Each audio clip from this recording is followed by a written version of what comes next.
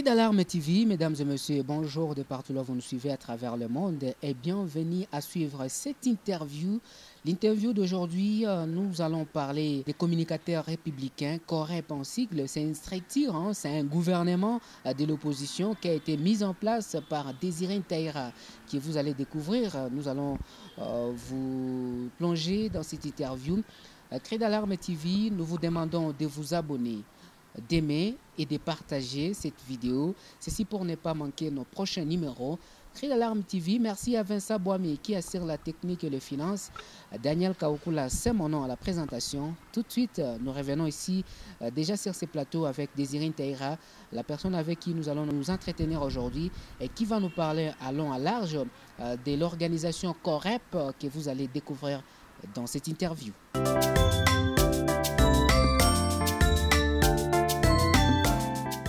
Voilà, comme nous venons tantôt de vous le dire, nous sommes sur ce plateau avec Désiré Taïra. Désiré Taïra, bonjour. Bonjour, monsieur le journaliste. Voilà, qui est Désiré Taïra? Désiré Taïra, c'est un acteur politique de l'opposition républicaine du Sud Kivu. Je suis enseignant des écoles secondaires et des universités. Oui. Je suis père de famille, bien entendu. Oui. Je suis militant, un grand militant d'un parti politique, pas de parti politique, mais des communicateurs républicains. Oui. J'ai fut coordonnateur interfédéral de Ensemble pour la République dans la province Sud Kivu, Oui. ville de Bukavu, bien entendu. J'ai été candidat député national dans la ville de Bukavu. J'ai été candidat gouverneur des provinces dans la législature actuelle. Oui. Actuellement, je coordonne, n'est-ce pas, la structure communicateur républicain COREP et je suis dans le gouvernement que nous venons de lancer. C'est le gouvernement de l'opposition républicaine. Je suis commissaire général en charge des questions globales sur la vision et les ambitions des communicateurs républicains dont les membres de ce gouvernement sont les commissaires.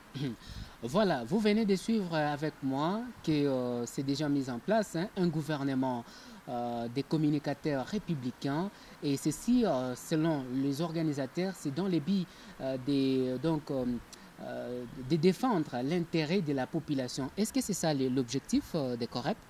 COREP, comme vous l'avez entendu, communicateur républicain. Oui, qu'est-ce que ça veut dire d'abord? Un républicain, c'est quelqu'un qui ne met des intérêts que sur ses ambitions, que sur les intérêts de la population. Il est attaché à la République. Oui. La République est au-dessus de nous tous, de tout acteur politique, même du président. Et c'est pourquoi dans certains slogans, on dit « Vive le peuple, vive la République ». Alors, nous sommes républicains au-delà des partis politiques, au-delà des autorités morales ou des leaders des partis politiques. Pourquoi nous avons pensé à cela?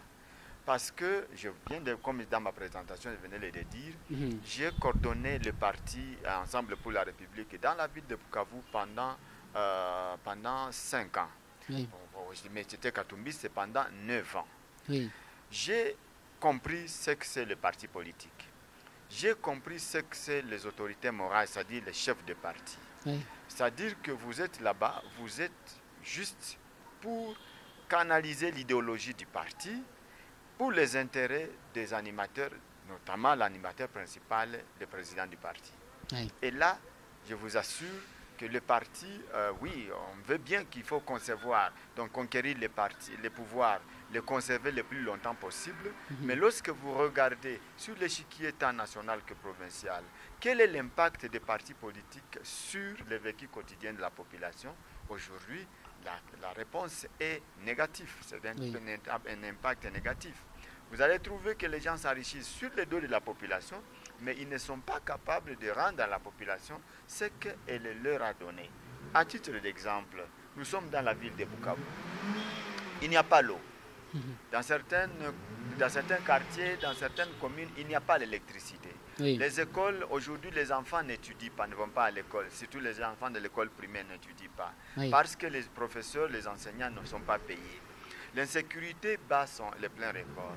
Regardez même dans la ville, donc Goma et Bukavu, nous venons de subir une catastrophe de noyade comme ça. Oui. Donc tout ça, c'est un résumé qui montre bien que les communicateurs républicains, ce sont des vaillantes personnes qui ont décidé de dire qu'il faut s'arrêter à un certain moment. Il faut arrêter cette blague-là, entre guillemets, nous appelons ça blague, parce qu'on joue avec la population, on joue avec les humeurs de cette population. Or, cette population a de l'avenir. Oui. Et là, nous avons dit, ce n'est pas possible, il faut que ça s'arrêter. s'arrête. Ouais. Voilà, Désiré Ntaïra, Corep, ou votre structure a combien de commissaires, c'est comme ça que vous vous appelez? Oui, des commissaires, oui. Oui. Nous avons 10 commissaires, conformément Comme on à dirait 10 ministres au niveau Oui. provincial. Voilà. Notre gouvernement, c'est quoi? Nous sommes d'abord basés sur la loi fondamentale. Oui. À l'article 8, l'article 17 et l'article 37, Oui. qui donnent droit à l'opposition. Droit d'association, droit de canaliser le pensée, droit de canaliser la réflexion pour dire qu'est-ce que nous pouvons faire pour cette population, pour l'intérêt de la démocratie. Oui. Alors nous avons compris que beaucoup de gens sont devenus de l'opposition ou sont devenus opposants. Ils se payent les kilos ou les luxes de se réveiller le matin pour aller injurier celui qui est au pouvoir. Oui. Alors que les injures, ce sont des infractions, c'est de l'infraction. Tu ne peux pas injurier quelqu'un, mais il faut le critiquer. Celui qui est au pouvoir, il faut le critiquer. Et le critiquer, c'est-à-dire donner les avis négatifs, positifs et de propositions. Oui. Nous avons trouvé que l'excellence pour aussi, à l'aube, au lendemain de son élection, beaucoup de gens commencent à l'appeler Magufuli. D'accord, on fait référence à Magufuli de la Tanzanie, compte tenu de ce que Magufuli de la Tanzanie a fait. Oui. Est-ce que c'est aujourd'hui qu'on puisse vraiment dire que le gouverneur pour lui s'appelle Magufuli, compte tenu des réalisations? Il vient, je pense qu'il n'a pas encore réalisé 100 jours. C'est dans 2-3 jours. Alors, si tel est le cas, attendons l'évaluer sur les actions. Oui. Alors nous, c'est quoi? Nous avons trouvé bien que, comme j'ai désisté à sa faveur, je lui ai donné, les jours des élections, de la campagne bien entendu, je lui ai donné mon plan d'action, qui était réaliste, pragmatique, capable de sauver, de relever les défis de la province de Sud-Kivu. Comme lui était accompagné par son parti AFDC qui avait suffisamment de députés, les députés provinciaux. Nous, ensemble, on n'en avait pas. Et d'ailleurs, je suis allé en campagne électorale comme candidat gouverneur, comme indépendant. J'ai trouvé qu'il a la chance de passer. Nous sommes, en tant que républicains, j'ai trouvé bien que, comme lui a la chance de réussir, qu'il réussisse alors, et nous tous, nous allons gagner. Mais j'ai promis que je ferai un gouvernement de l'opposition. Ce gouvernement est formé par 10 commissaires, synonyme de 10 ministres. Oui. Chaque ministre, chaque commissaire est dans son secteur. Oui. Et ce secteur-là, c'est pour évaluer son collègue qui sera ou qui est au gouvernement. Oui. La différence entre eux et nous, c'est que eux, ce sont des ministres. Nous sommes des commissaires. Eux sont au pouvoir, nous sommes à l'opposition.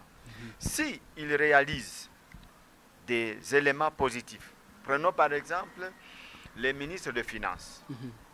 Il fait bien son travail. Nous sommes là pour les féliciter. Les ministres de Transport et voies de communication, on trouve bien qu'il y a des avancées, nous félicitons. Les ministres de Mines, les ministres de énergie et consorts, en tout cas, nous ne cesserons pas d'aller féliciter. Mais si nous trouvons, après analyse profonde et approfondie, qu'il n'a pas réalisé ça, il a promis qu'il va, par exemple, construire une école. Oui. Prenons l'exemple d'une école. Oui. Ça n'a pas été fait. Les enfants aujourd'hui n'étudient pas. Pourquoi ils n'étudient pas? L'arrêté du gouverneur qui vient de signer, par exemple, qui demande qu'un parent paye 200 000 francs. Ces 200 000 francs, quelle est la capacité d'avoir cet argent pour un parent pauvre et appauvri?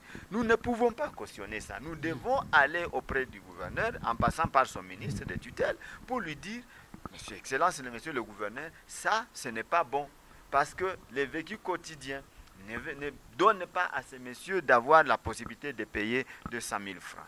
Au contraire, si vous réduisez à 50 000 francs, parce que la province aussi a des possibilités de pouvoir gérer ces aspects-là. En tout cas, vous aurez permis à un enfant de pauvre d'étudier aussi. Parce que n'oubliez pas que les études, c'est ça la valeur d'un enfant de pauvre. Comme il n'a pas eu, son père n'a pas de travail, son père n'a pas de moyens, qu'est-ce que ce papa peut faire? C'est pour le faire étudier son enfant pour qu'on assure son avenir. Voilà, Désiré, qu'est-ce que vous attendez de cette lutte, donc la lutte là que vous menez, qu'est-ce que vous attendez de la population? Que la population nous soutienne, que la population s'approprie la lutte des communicateurs républicains, que la population comprenne bien que la lutte que nous faisons, c'est la lutte de nous tous. Et c'est pourquoi nous sommes républicains. Nous avons quitté les partis politiques pour refuser les dictats, c'est-à-dire la dictature des autorités morales, la dictature des partis politiques. Parce qu'un parti politique ne roule que pour les intérêts, d'abord égoïstes, des deux, pour les intérêts de l'autorité morale. Nous avons été dans des partis politiques. Qu'est-ce qu'on fait? On nomme, lorsqu'on a conquis le pouvoir, on nomme celui qui plaît aux intérêts de l'autorité morale. Et là, c'est un problème. Nous attendons à de la population de nous soutenir. Il y a plusieurs moyens de nous soutenir. Nous félicitons d'abord ceux qui ont commencé à adhérer dans la lutte du COREP.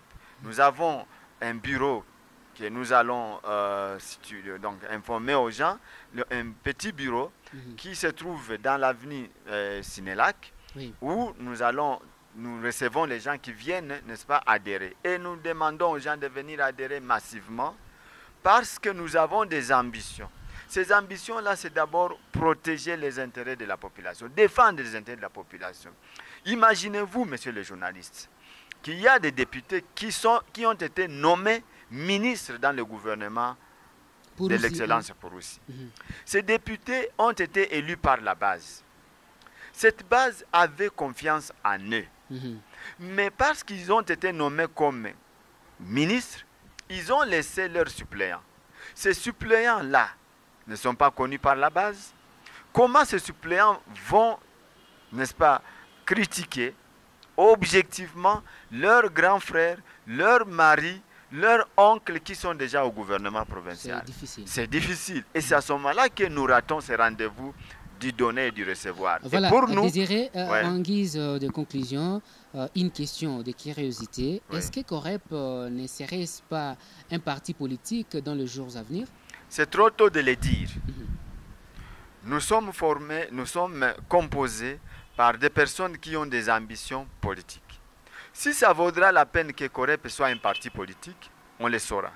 Mais pour l'instant, COREP, c'est une structure politique de pression pour défendre exclusivement les intérêts de la population, bien entendu aussi faire valoir ce que nous sommes, qu'est-ce que nous voulons, où est-ce que nous voulons en arriver.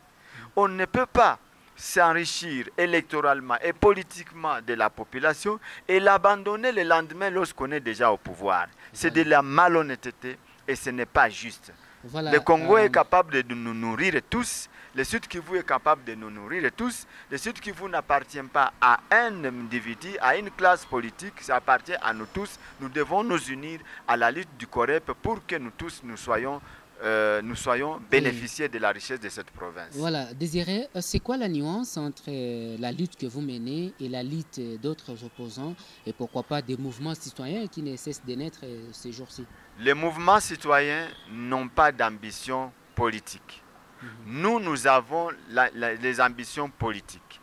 Les moments venus, comme vous m'avez posé intelligemment la question, les moments venus, lorsque nous allons trouver qu'il faut transformer COREP en un parti politique, nous allons le faire pour concourir. Parce que si nous gardons cette constitution qui nous dit que seuls les partis politiques doivent présenter des candidats et les indépendants ont moins de chances de réussir, nous allons le faire.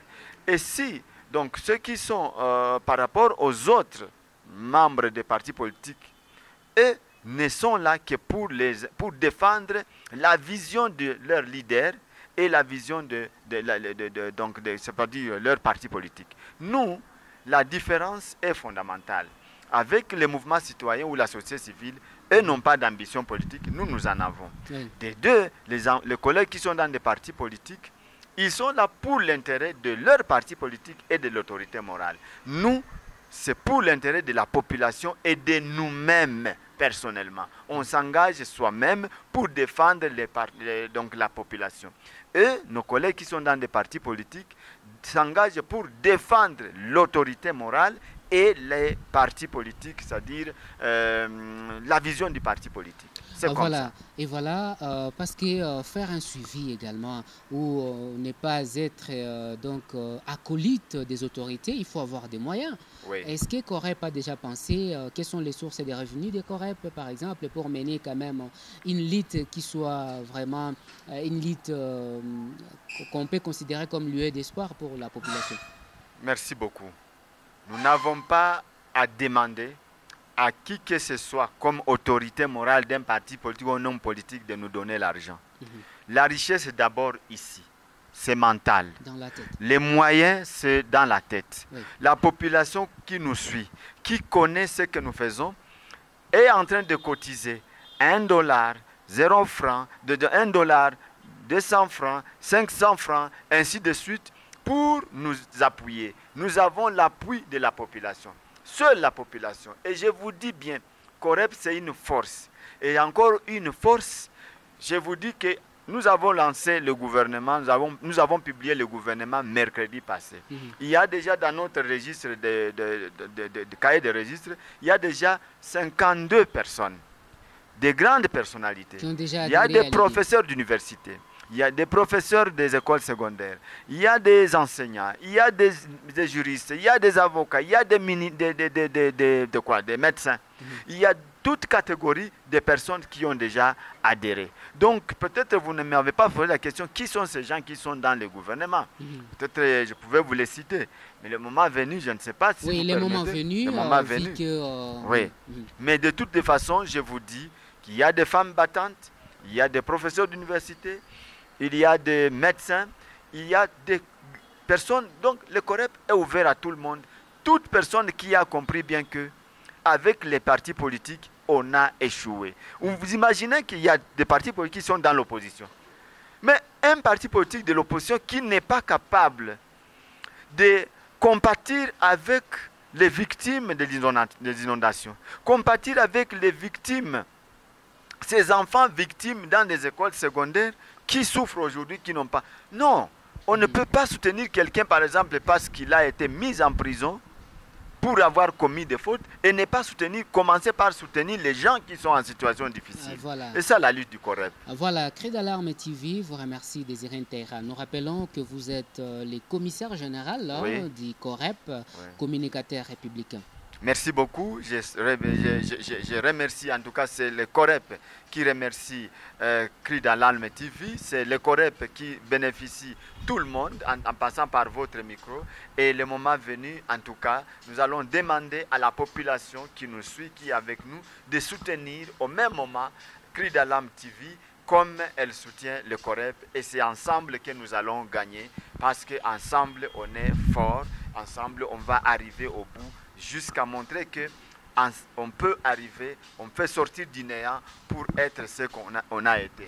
Voilà, les grandes personnes se construisent d'abord par le sacrifice, par la douleur, par la détermination. Merci beaucoup. Merci beaucoup. C'est la fin de cette interview que vous a proposé aujourd'hui Cri d'Alarme TV. On a reçu sur ces plateaux Désiré Ntaïra, qui est le commissaire général des Corep, une organisation dénommée Communicateur républicain. Vous avez suivi que signifie Corep dans cette interview. Merci à Vincent Boami qui a assuré la technique, les finances. Mon nom c'est Daniel Kaukula. On se retrouve prochainement, peut-être dans une interview avec les Corep pour en savoir beaucoup plus. Bye bye.